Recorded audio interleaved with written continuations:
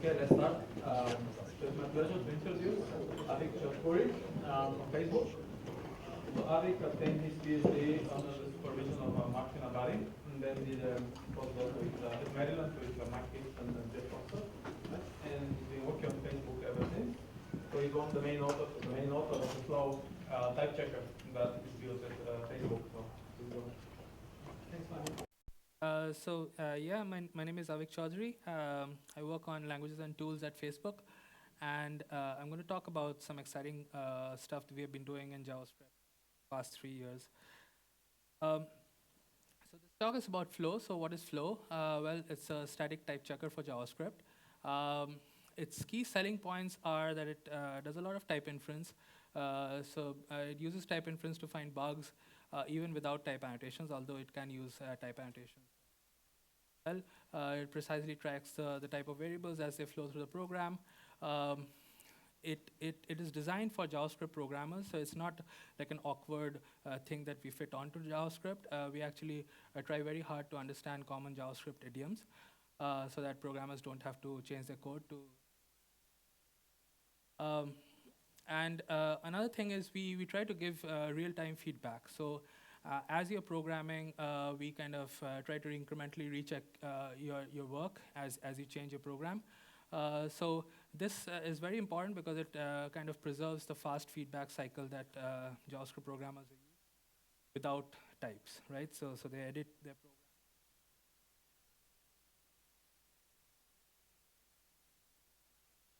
So it's under heavy use at Facebook, and it's also beginning to see use in a lot of other companies as well. It's also a fairly popular and very active open source project. So you can see there are lots of stars, there are lots of contributors. There are also a lot of releases. We try to release once every 2 weeks or so. This is because we are making improvements all the time, and we try to push all of these improvements as fast as possible to our users. Um, and users seem to like it. This is just a snapshot of a few tweets about it this week. So we did a new release, and which was shipped with a lot of bug fixes, perf improvements. Somebody jokingly wondered whether we have hundreds of people working on it. No, we are actually a pretty small team of 6 or 7 people, but we have some badass external contributors as well. They typically like the way we do type inference. They use it confidently for refactoring the code, which is kind of a very important application of type systems. Um, getting started with it is relatively straightforward, and they also use it for type safe, like type checking things that one would not expect a traditional type system to enable. So we recently introduced some higher candidate types that enable some of this stuff. But in general, yeah, we kind of try to add as many features as. So this is pretty good. So it almost feels like, flow is the is the secret to happiness. But no, I'm kidding. So in psychology, there's this concept of being in flow, which is like a state of mind when you're really deeply immersed in something, and it gives you a lot of joy and kind of an energized focus, and you really kind of enjoy what you're doing. This kind of thing, happens to musicians all the time. It happens to artists. Happens to mathematicians, and evidently also happens to programmers, right? So as you're programming, you might have noticed that you work overnight and you've been working on something and you don't really want to take a break. So the main question we want to ask is of JavaScript programmers in particular is are you in this state of like flow? And if not, how can we help, right? So in many ways, you wouldn't believe me if I said this, but in many ways, JavaScript is already pretty close to ideal for practitioners. Because of this fast edit refresh cycle, you can quickly tweak things. Once you start like tweaking your UI or doing even some other kinds of programs, you kind of get into this state. But of course, lots of things can happen in JavaScript that can break this state of flow. So what could go wrong? Well, you could write bugs very easily in your code, and debugging these bugs in JavaScript is typically very hard because who knows where your program kind of continued to run for a while, and then when it finally crashes, it's far from the program location where you actually made a mistake. Um, there are other ways as well, like you might be using a library and you don't know what the API is, and suddenly you have to read some documentation, but the documentation doesn't have types in it, so you have to actually read text and see what's going on, what kind of arguments to pass to this method that you just discovered. And then, even if flow can help you with these things, there's another sense in which flow itself could break your flow, because if it's like slow and if it's like getting into the way, getting in your way too much, even like that is not desirable, because uh, really that if flow did that, it would not be doing its job. So at Facebook, we have a lot of like posters. If you visit the campus, these are things that we kind of culturally believe in, and we have there are lots of these things. So one of these things was move fast and break things, which is like a very terse way of capturing what we were about in our early days, where this was like a conscious trade-off we would make. We had to move fast, otherwise we would be irrelevant, and we were not afraid of breaking things because we could always like fix it in the next patch to the website or whatever. But eventually, as we like stabilized, we kind of decided to change that to move fast with stable infra, because we still wanted to move faster than ever, but at some point we decided that breaking things was not um, going to be okay, because it was actually slowing us down. Um, so at this point, it's clear to us and other companies as well that outages are pretty costly. They not only cost us a lot of money, but also trust, and trust is more important, right? Because once you start breaking trust a few times, people really get. Um, so the challenge is to enable fast evolution of your code without breaking too many things. And as the number of engineers and the lines of code at your company grow quickly, you have to answer some hard questions about scaling. Like, how do the engineers, when they come in, how do they understand what's going on in this like tens of millions of lines of code? How do they understand how things fit together? How do they fix bugs as like startup tasks? How do they evolve existing features? And then how do they build new things without being afraid of breaking everything, right? So the worst thing that a company can do is like not touch a part of code because they're too scared to. That's not what we want to do. So the solution is types, and this is not an academic kind of idea at this point. At least at many companies, this has been proven to be a thing, right? So at Facebook, for example, a lot of our server-side code is written PHP, and maybe around 4 or 5 years back, we came up with this language called Hack, which is just a layer of static typing on PHP. And at this point, 95% or more of our PHP code base has been converted to Hack, and like catches countless bugs every day. At the beginning, we kind of tried to keep a count, but nowadays it's like canister, and we don't even try to prove that it's. And Flow is also doing that for JavaScript. At this point, I think it's like 60% of our main code base is covered by Flow. There are other use cases as well. Some of our mobile code also uses JavaScript, so that's covered by Flow. So this actually works, and it's not very surprising because types can form the basis for code intelligence. So it's not only about finding bugs, but you can do a lot through your IDE once you have. So I want to focus on two things in this talk. These are mostly about the design goals that underpin Flow. These are the entire reason why this project even exists. So we can do types in various ways, but we have two very important design goals, and one of them is precision. Uh, so what do I mean by precise type checking? I mean that we want to follow along the code as much as possible. So with or without type annotations, right? So even without type annotations, there are lots of things that are going on in a program that are very specific to JavaScript, and you wouldn't even have a place to annotate even if you wanted to. So it's very important for us to understand what's happening at runtime and try to simulate it as much as possible statically, of course, without hitting mathematical impossible. But yeah, the more of that, the better.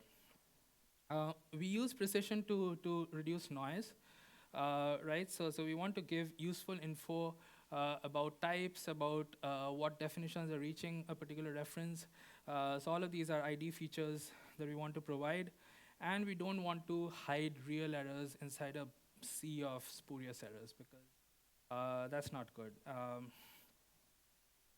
And another thing is soundness is very important for us. We actually want to find bugs because, again, bugs cause outages, and outages are costly both in terms of money and trust, as I said. Um, so types should be trustworthy, right? So types are not just a linter kind of thing that we want to provide. One of our goals is to provide types that are trustworthy, so that you can structure your code around types. You can actually rely on them. And you can like remove dynamic checks or whatever if you have proved that some part of your code base is statically typed. We want to enable all of that, and also it's also important for our future goals. We want to provide good refactoring tools. We want to do some program optimizations in the future.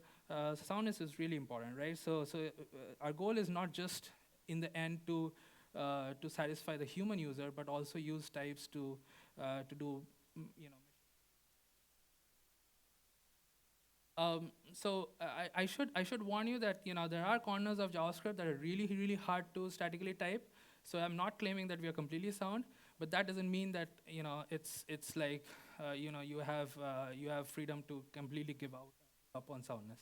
So we can kind of actually like try to narrow down the cases where we are unsound, and there are only a few there. The other design goal is speed. So what do I mean by fast type checking? Well, it has to be fast, right? So as I said before, JavaScript developers are very used to this very fast edit refresh cycle during the development. We do not want to introduce a very heavyweight kind of compile cycle in that cycle, like compile stage in that cycle. So one strategy is to parallelize as much as possible. Of course, if you have resources on a machine, we want to use as much of that.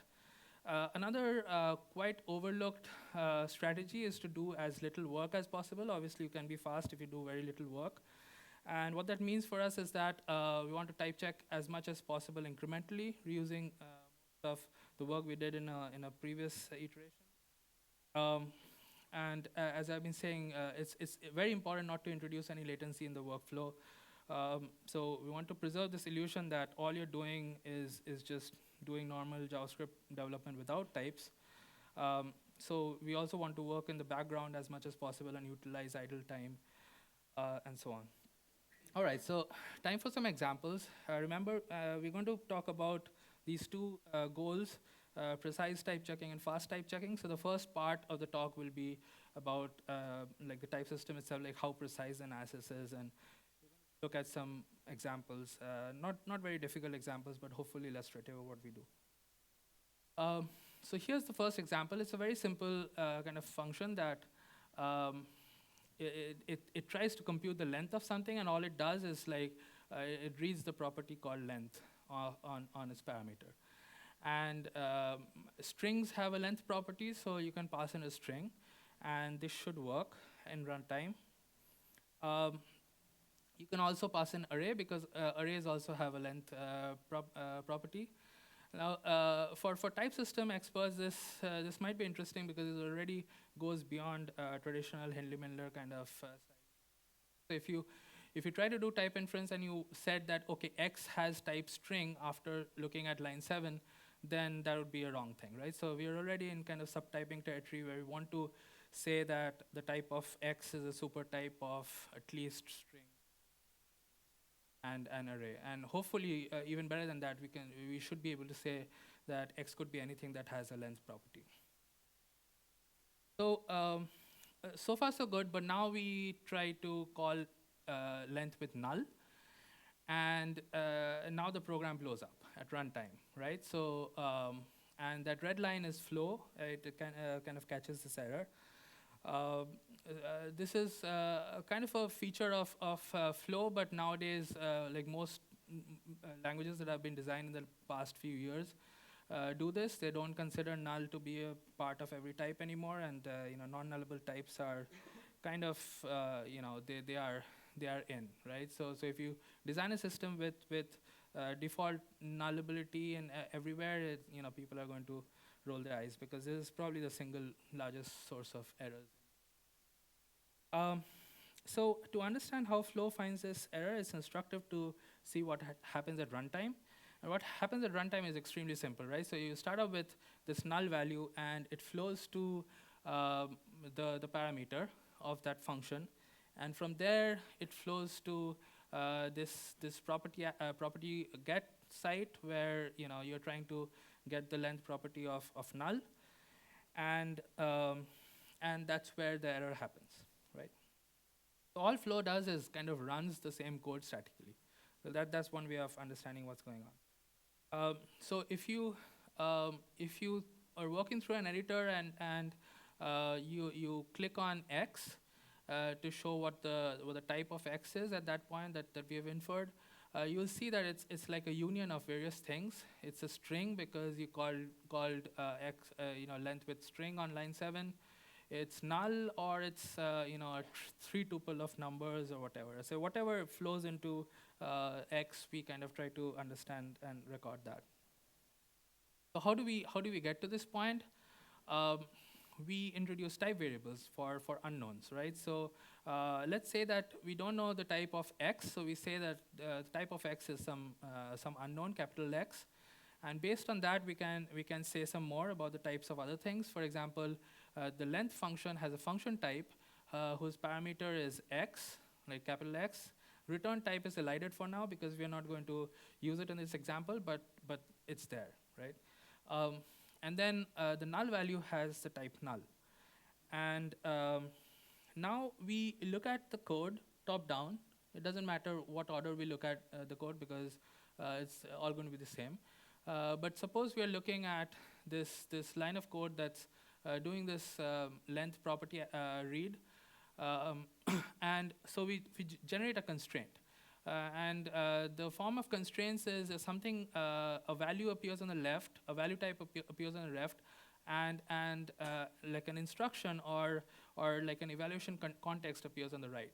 So here X is flowing to this operation that is getting the property length, and the result will be something that we are eliding with dots here, right? So that should capture the result of reading this property. Elsewhere, we see a call to length, and recall that the type of length is this function type. So that function type flows to a call which is passing the argument null. And so once we get this constraint, how do we simplify it? Well, we know how function calls work, right? So the argument of a call goes to flows to the parameter of the function. That's exactly what happens here.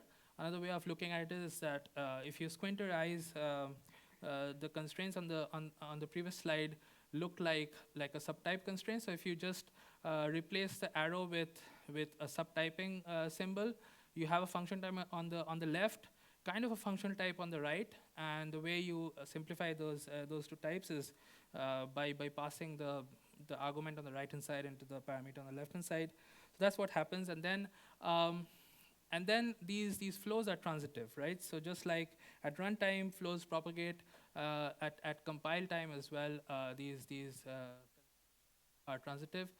So eventually we get null flowing to this operation where you're trying to get the property length. and this is not allowed. So this is a static type error, right? So essentially, we have simulated exactly what happens at runtime, but with constraints. All right, so let's fix this code. How do you fix this code? Every JavaScript programmer knows how to fix this. You just add a case that handles null, right? So if x is null, then I return something. Otherwise, I do the same thing. And now notice that at runtime this won't blow up, but Flow is happy as well. At runtime, what happens is that even though you call length with null on line 12, and null goes to x, the parameter x, it simply doesn't reach the offending line because it's already filtered out by the. So how do you model it statically? Well, you say that that if check actually generates two constraints that says that x will be split based on the condition that you're checking. So we're going to refine the type. We're going to narrow the type of x based on whether it's null or whether it's not null. And the refinement of x with null is going to be stored in x1. The refinement of x with not null is going to be stored in x2. And it is the second case that actually flows to the get prop instructions, right? So and then we have null going to x as before. So that gets simplified to this constraint, and then null will be tried on both branches of like both constraints on the top.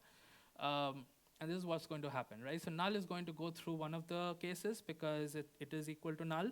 Whereas because null is not equal to null, in the second case, it will just get filtered out. So nothing will flow to x2. If nothing flows to x2, nothing flows to get prop, and we are fine, right? Null is not flowing to get prop. So kind of, again, simulating the unreachability that we found at runtime at static time, and that's why Flow was happy. All right, so let's grow this example now a little bit. I promise this won't go on forever. So now we are trying to use length as a helper function to write another function, which is trying to print all the items that are given to it. And it takes a parameter, it calls length on it, and then it iterates from 0 to length minus 1. And it's trying to print out all the elements in that parameter at every point. Now this, and then recall that I mentioned at some point that JavaScript is very loose about typing. So really, if you're calling length on a parameter, you can pass it. In principle, you can pass it an object that has a length property. In this case, the object that we pass to print items is an object that has a length property, but the length property is not a number, right? It's a string. And that is why we have that flow error right there. If you see here, we kind of red line length. If you look closer and try to understand what the type of len is, you find that it's number or string. And so now we'll understand how we came to that conclusion, right? But you understand that if it's number or string and we are trying to do a comparison, well, comparison is only good on numbers. For strings, it kind of works, but I think it transforms strings to NaN, like not a number, and then things can go wrong. So we consider that to be a static error. Sorry? Why does it believe it can be a number? Because one of the cases in len is returning a number. That is, well, it's, oh, okay. It doesn't know yet that it is dead code, so it doesn't wait for you to pass null before it knows.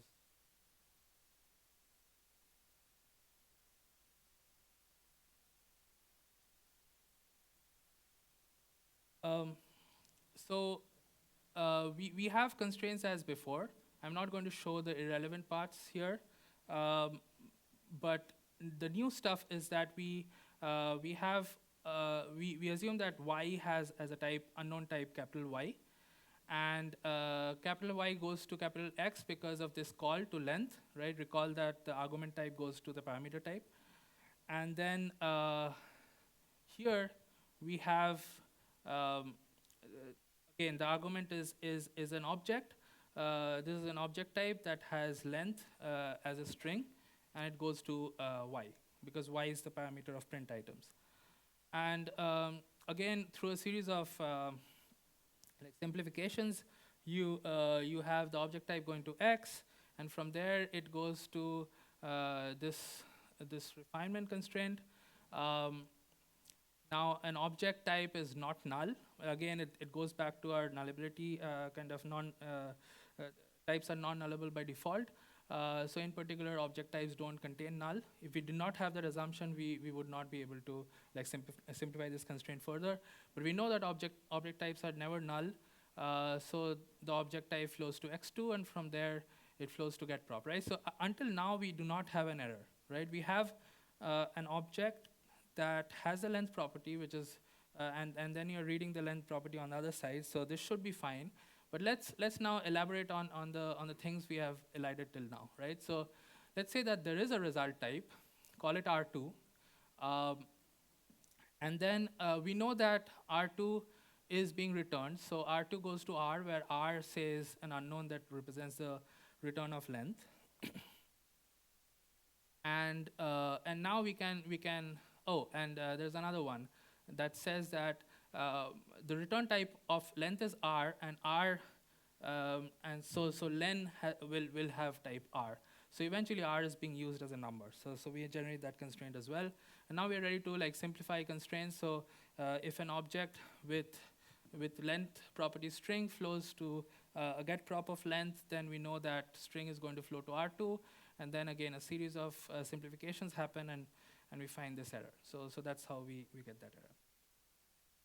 This is tedious. We have been like essentially testing our program to understand what the limits are of this program. So we are not going to do this anymore, right? So this is where type annotations are really useful. We want to pin down the API, so we are just going to write a type for print items, which is going to say that, well, it's either a string or let's say an array of strings.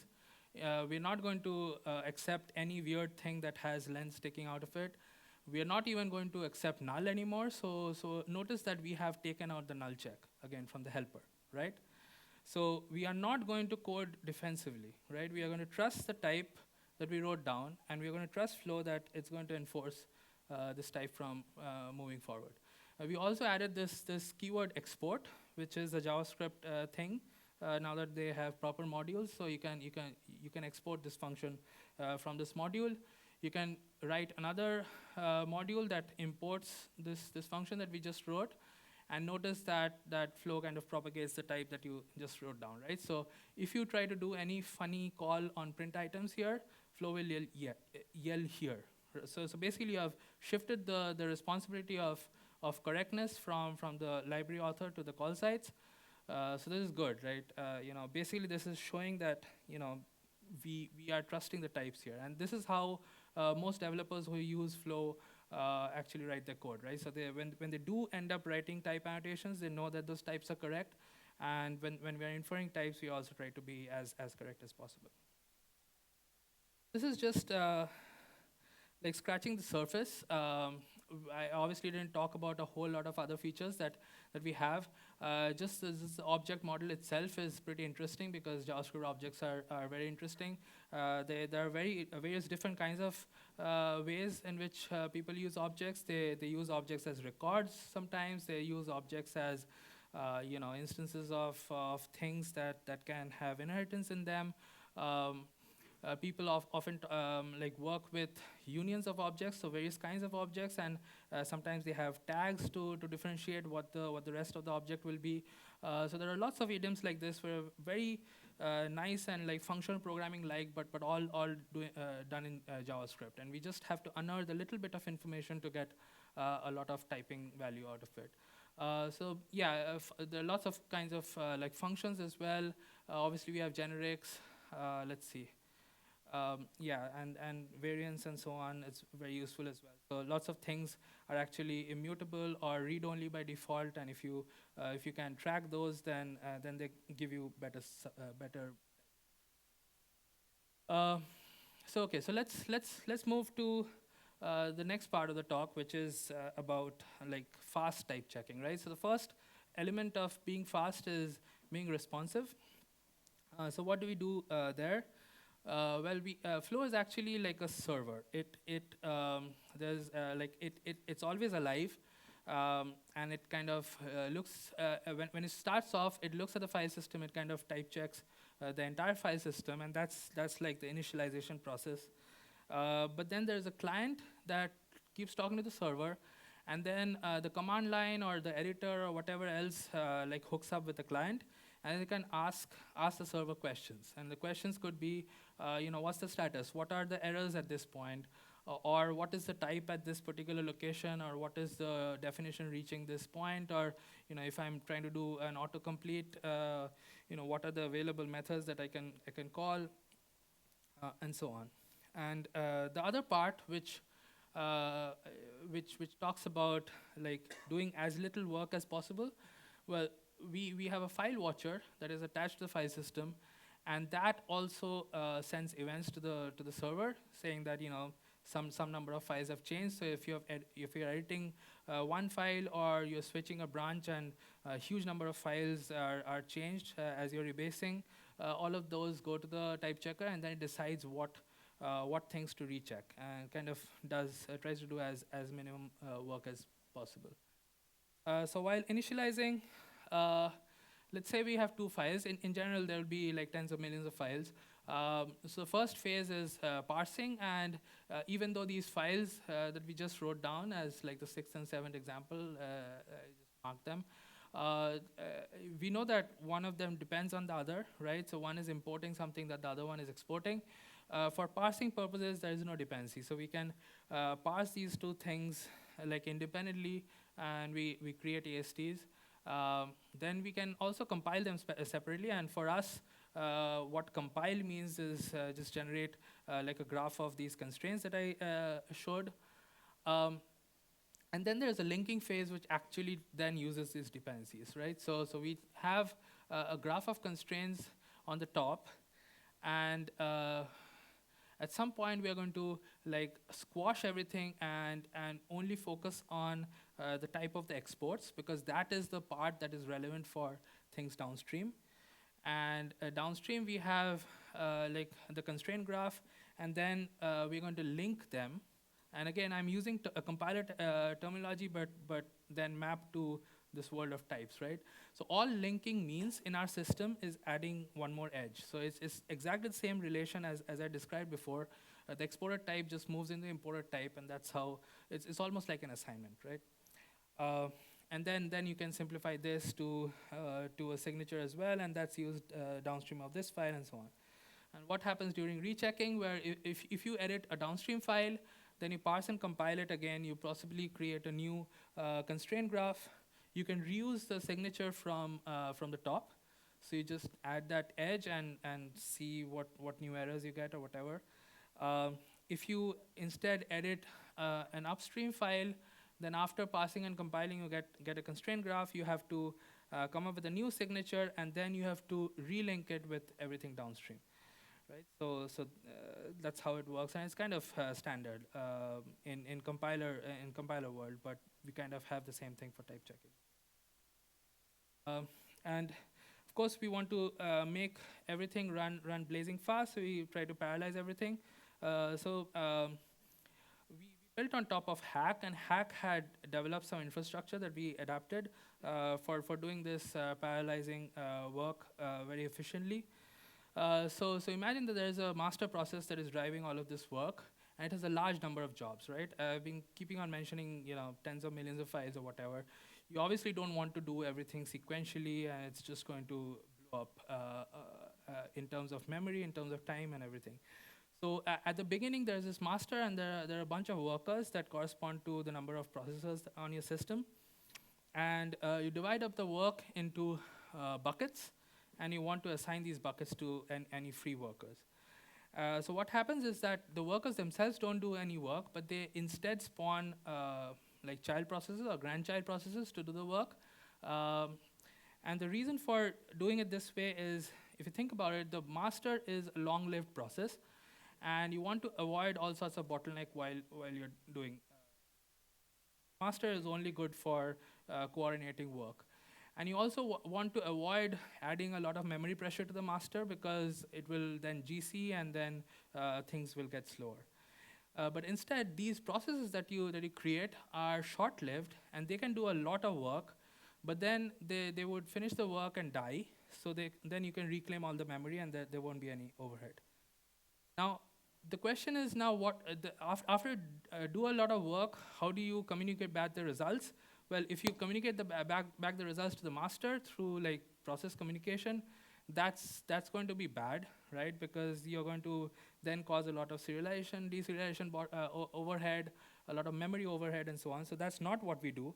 Instead, we have this area of memory mapped out, which is essentially a large hash table, but it is divided into these logical segments that store different kinds of information that a type checker might need. So, for example, ASTs and constraints and so on. And this shared memory is actually shared among all the processes. So it allows concurrent reads and writes, except that you have to write to disjoint parts of. The funny thing is that's all you need for type checking, right? You don't need crazy accesses, concurrent accesses. You can get away just by accessing different parts of the table. So, for example, you might be writing to some part of the hash table, but because every process will handle every different process will handle different sets of files, you'd end up doing disjoint writes to the table. If you have another job, then you'll create some new processes, and they might do some reads, interleave with writes. But again, everything is kind of disjoint. While reading, we avoid serialization overhead over and over again. If you're going to read the same information over and over again, we have like a caching layer for it to kind of simplify that. Then you might have yet another job, yet another set of processes. This time you might do dependent reads and writes from the same part. But again, you would read and then write to different locations. So all of these kinds of access patterns are fine. So the shared memory API is kind of restricted, but it's enough to do the job. So putting everything together, at a high level, there are like 3 large phases. There's a parsing phase, which is completely parallel, and all you're doing is writing to this AST heap. Then there's a compile phase that reads the ASTs and then writes constraints back to the heap.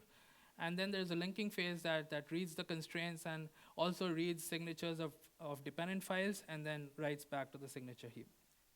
And actually, there are a bunch more other things as well that we need to parallelize. So, creating dependency maps, creating reverse dependency maps, and lots of other things that kind of feed back into each other as you're rechecking. But overall, that's the picture, right? So that's how we do kind of fast type checking. Okay, so just summarizing the talk.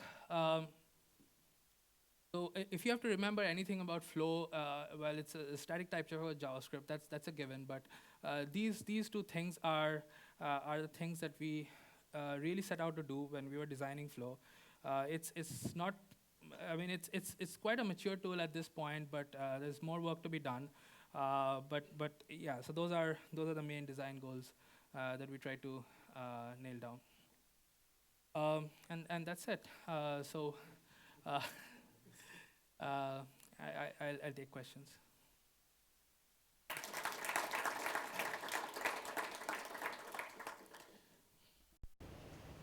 Questions? Yep. So you mentioned fast. Can you actually give me an example? What is the turnaround time when a developer actually interacts with this in the IDE, and you're modifying some library function that is actually depended upon by many clients? So if you're touching a library file, that typically takes much longer than if you're changing like a downstream leaf file. It depends on the size of your code base, right? So again, if it's like tens of millions of lines of code, thousands of modules, and you have like really like thousands or 2,000 1,000 files or whatever that you have to recheck. That takes a non-trivial amount of time, maybe a couple of seconds or so. But overall, I can say that like initialization over like this many files kind of takes around 2 minutes for us, like on our largest kind of repositories. So at that scale, we are already quite fast. The incremental time is quite fast, but it depends on how many processors your machine has and how many files. And actually, we have a lot of low-hanging fruit that we have not gotten into, right? So the dependency that we have is pretty coarse-grained at this point. So if you're importing something from a file that's exporting anything related to it, we would call that a dependency. In principle, you can do it much better. You can say that even if you edit a file, say a library file, the first set of dependencies might need to be rechecked, but their signatures in turn might be stable, so their dependencies may not need to be rechecked, right? So while in principle today we kind of we do a kind of a more post-grain crawl, we could potentially shorten the number of files that need to be rechecked by even by doing standards. Do you resort to coding discipline 33? Because you showed us that sometimes you do allocate the parameters, for instance. Yeah. Do you actually enforce this by coding standards, for instance, that certain libraries that have a very high factor of connections? Not explicitly, no.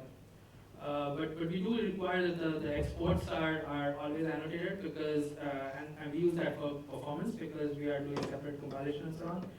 And the system itself is not really relying on that. But developers told us that it's a good thing to when they annotate their exports anyway. So we said, okay, good then, right? We'll make things faster. That's about the only the thing that people regularly do. They even don't annotate their return types because we managed to input that as well. More questions? Yeah. Could you comment on possibility of using Flowhub research infrastructure if that's feasible? It's written in OCaml, so that should be like a nice carrot. Yeah. So the main I think the most difficult part of getting started with JavaScript analysis is writing a parser. So if you're coding up your analysis in OCaml and the parser is completely standalone, and that's already a big start. The AST that we have is like a standard format AST that many other people use as well. So you can at least use that. We have not tried hard yet to make the type checker itself kind of pluggable.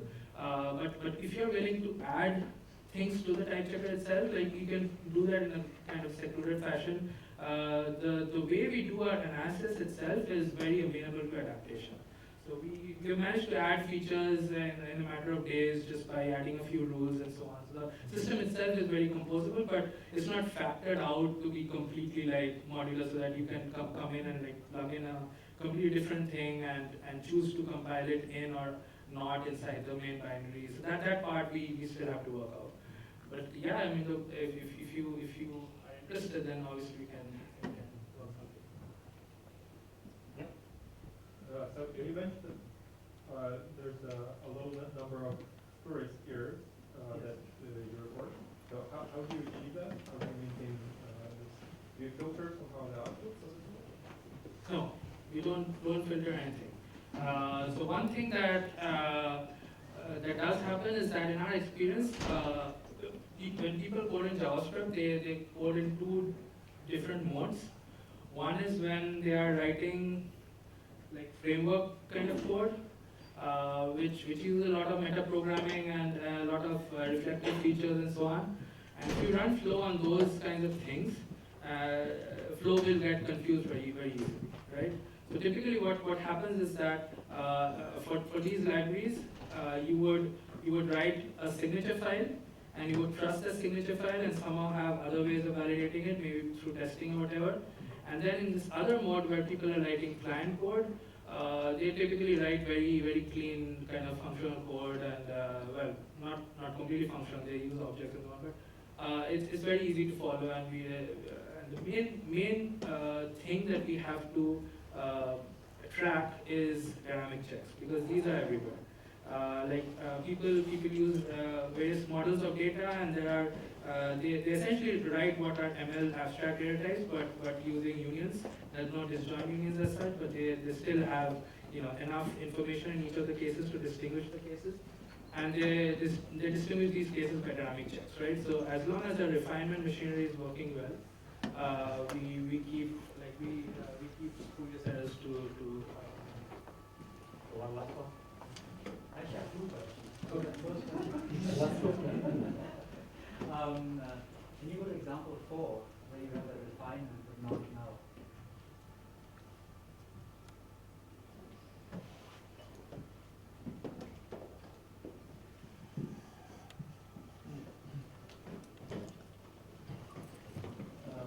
Next one, 4.